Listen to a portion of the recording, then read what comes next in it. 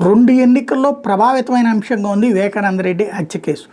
2019 ఎన్నికల ముందు జగనే చంపించాడని తెలుగుదేశం పార్టీ, లేదు చంద్రబాబే చంపించాడని చెప్పి వైఎస్ఆర్ కాంగ్రెస్ పార్టీ ఇద్దరూ చేసుకున్నటువంటి ఆరోపణలు చివరికి కోర్టులో అబేయన్స్లో పెట్టిన ఆ రోజున అది ప్రభావితమైనటువంటి అంశంగా సాగింది. ఎన్నికల్లో ఆనాడు ప్రభావమైంది. అట్లాగే మొన్నటి ఎన్నికల్లో వచ్చేటప్పటికి సునీత ప్లస్ షర్మిల ఇద్దరు కూడా వివేకానంద రెడ్డిని అవినాష్ రెడ్డి చంపిస్తే అవినాష్ రెడ్డిని జగన్ కాపాడుతున్నాడు అన్నటువంటి ఆరోపణలు దాదాపు 2 ఏళ్ల ముందు నుంచి తీసుకురావడం, అది పతాక స్థాయికి చేరినటువంటి పరిణామం.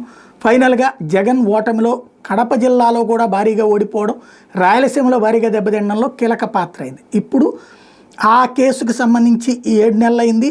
ఇక కోర్టులో తప్పించి చేయగలిగేదే లేదు. నేను అప్పుడే చెప్పాను, ఇక ఇంతకు మించి చేసేదేం లేదు. అవినాష్ రెడ్డిని కూడా అరెస్ట్ చూపించారు, బెయిల్ మీద ఉన్నాడు. అందులో కూడా అతను సాక్ష్యాల తారుమారు పెట్టారు తప్పించి అతను హత్యకు సూత్రధారని పెట్టలేదు అన్నటువంటి అంశం.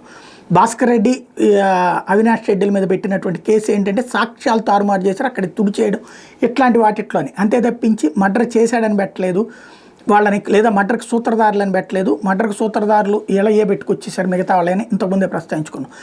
అయితే ఇప్పుడు ఈ హత్య కేసుకు సంబంధించి డాక్టర్ సునీత రెడ్డి స్పందించారు. సమీప భవిష్యత్తులో విచారణ ప్రారంభమై ఆనవాళ్ళు కనిపించడం లేదు. 6 నెలల్లో ట్రయల్ మొత్తం పూర్తి చేసేలా నాంపల్లి సిబిఐ కోర్టుకు ఆదేశాలు ఇవ్వాలని తెలంగాణ హైకోర్టులో తాజాగా పిటిషన్ వేశారు. ఈ పిటిషన్లో సునీతతో సిబిఐతో పాటుగా నిందితులు T Gangireddy, Y Sunil Yadav, Gajjala Umashankar Reddy, Sheikh Dastagiri approver, D Shivashankar Reddy, Gajjala Uday Kumar Reddy, YS Bhaskar Reddy, Kadapa MP YS Avinash రెడ్డిని ప్రతివాదులుగా చేర్చారు. ఈ పిటిషన్ మీద జస్టిస్ కె లక్ష్మణ్ ధర్మాసనం గురువారం విచారణ చేపట్టింది. పిటిషన్ తరపు న్యాయవాది ఎస్ గౌతమ్ వాదనలు వినిపిస్తూ సుప్రీంకోర్టు ఆదేశాల మేరకు కేసు హైదరాబాద్ సిబిఐ కోర్టుకు బదిలీ అయ్యి 2 ఏళ్లు దాటినా ఇంకా సిఆర్పిసి 207 దశ ప్రాసిక్యూషన్ పత్రాల కాపీలు నిందితులకు అందజేయడంలోనే ఉందని పేర్కొన్నారు. సిబిఐ సమర్పించిన హార్డ్ డిస్క్లో 13 లక్షల ఫైల్స్ ఉంటాయి. ఇప్పటివరకు 13,717 ఫైల్స్ మాత్రం ఓపెన్ చేశారన్నారు. ఇలాగే రోజుకి 500 ఫైల్స్ చొప్పున ఓపెన్ చేసుకుంటూ పోతే మరో 7 ఏళ్ళైనా ట్రయల్ ప్రారంభం కాదని చెప్పారు. ఈ కేసులో సాక్షి వైఎస్ అభిషేక్ రెడ్డి తాజాగా మరణించారని చెప్పారు.